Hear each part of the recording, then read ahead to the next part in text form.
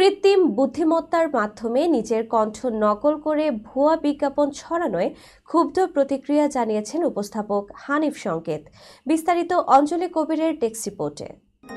দেশের বিনোদনমূলক জনপ্রিয় ম্যাগাজিন অনুষ্ঠান ইত্যাদির উপস্থাপক হানিফ সংকেত বরাবরই নীতিনিষ্ঠ ও নির্লোভ অবস্থানে থেকেছেন। কখনো কোনো বিজ্ঞাপন করতে দেখা যায়নি তাকে। কোনো পণ্যের সঙ্গে নিজের নাম কিংবা কণ্ঠ মেলাননি, কিন্তু এবার সেই কণ্ঠই ব্যবহার হলো একটি ভুয়া বিজ্ঞাপন চিত্রে, সেটিও আবার আর্টিফিশিয়াল ইন্টেলিজেন্স বা কৃত্রিম বুদ্ধিমত্তার মাধ্যমে। এ ঘটনায় প্রতিবাদ জানিয়েছেন হানিফ সংকেত। গত 20 মে সোশ্যাল মিডিয়া ফেসবুকের ভেরিফাইড পেজে এক পোস্টে ক্ষুব্ধ প্রতিক্রিয়া জানিয়ে তিনি লেখেন, প্রযুক্তির উৎকর্ষতার এই যুগে প্রযুক্তির ব্যবহারের পাশাপাশি এর অপব্যবহারের মাত্রা এতটাই বেড়েছে যে প্রযুক্তিগত প্রতারণার শিকার হচ্ছেন অনেকেই।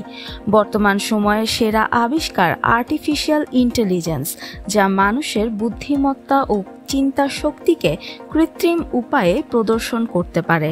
তবে এর অপব্যবহারের ফলে ঘটছে অনেক অঘটনও, যার কারণে অনেকে বিড়ম্বনার শিকার হচ্ছেন, বিভ্রান্ত হচ্ছেন।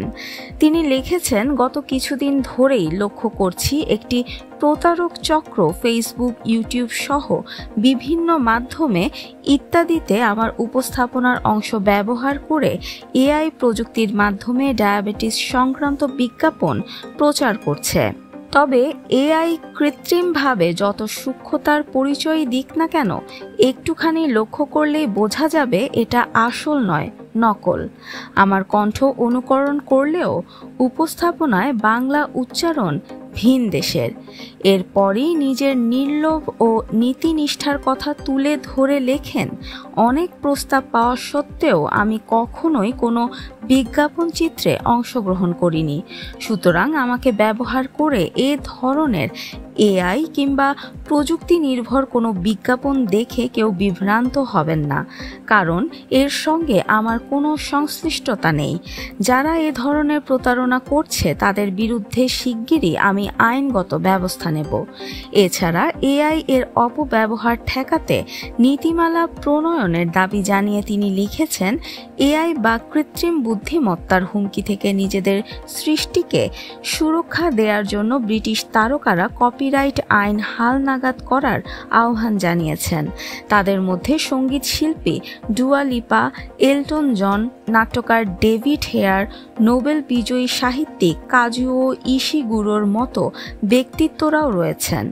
সবশেষে সফটওয়্যার প্রতিষ্ঠানগুলোর দৃষ্টি আকর্ষণ করে তিনি লিখেছেন, আমার মনে হয় এআই সফটওয়্যার প্রতিষ্ঠানের উচিত কিছু নীতিমালা তৈরি করা, যাতে কেউ এর অপব্যবহার করতে না পারে। প্রসঙ্গত 80-র দশক থেকে ইত্যাদি অনুষ্ঠানের মাধ্যমে সমাজের নানা অবক্ষয় তুলে ধরে সচেতনতা ছড়িয়ে দিচ্ছেন হানিফ সংকেত। তিনি একাধারে লেখক, উপস্থাপক, পরিচালক ও প্রযোজক হলেও তার সবচেয়ে বড় পরিচয় তিনি দর্শকের প্রিয় হানিফ সংকেত।